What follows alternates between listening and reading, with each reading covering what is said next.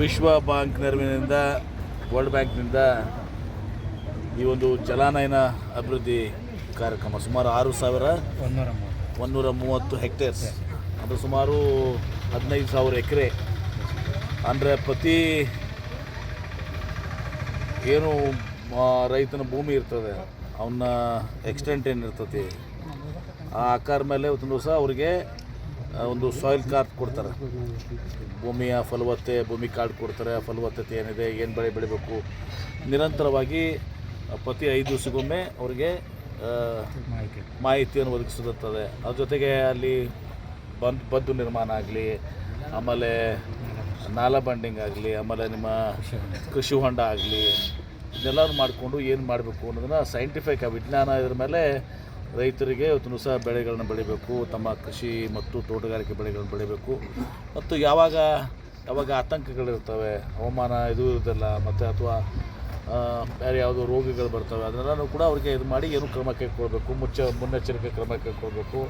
ಮತ್ತು ಅದು ಸಣ್ಣದಿದ್ದಾಗಲೇ ಅದ್ರ ಆ ಸಮಸ್ಯೆಗೆ ಇವತ್ತು ಪರಿಹಾರವನ್ನು ದೊರಕಿಸ್ಕೊಡ್ಬೇಕು. ಇದನ್ನು ಈ ರೀತಿ ಒಂದು ನಮ್ಮ ಅಗ್ರಿಕಲ್ಚರ್ ಡಿಪಾರ್ಟ್ಮೆಂಟು, ಹಾರ್ಟಿಕಲ್ಚರ್ ಡಿಪಾರ್ಟ್ಮೆಂಟು ಮತ್ತು ಹಾರ್ಟಿಕಲ್ಚರ್ ಯೂನಿವರ್ಸಿಟಿ ಸೈಂಟಿಸ್ಟ್ ಎಲ್ಲರೂ ಕೂಡಿ ಇದನ್ನು ಯೋಜನೆ ಮಾಡಿದ್ದಾರೆ.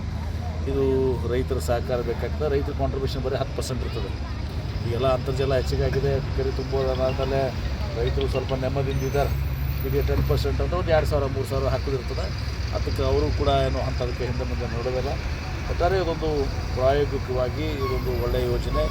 ಇದು ಮುಂದೆ ಪ್ರತಿಯೊಂದು ರೈತರು ಜಿಲ್ಲೆಯಲ್ಲಿ ಸುಮಾರು 1.5 ಲಕ್ಷ ಎಕರೆ, ಅಷ್ಟು 10 ಲಕ್ಷ ಅಲ್ಲ, ಇದು ನಿಮ್ಮದು ಇದು ಮಾಡ್ತಾ ಇರೋದು ನೀವು ಈಗ 1.5 ಲಕ್ಷ ಇದೆ.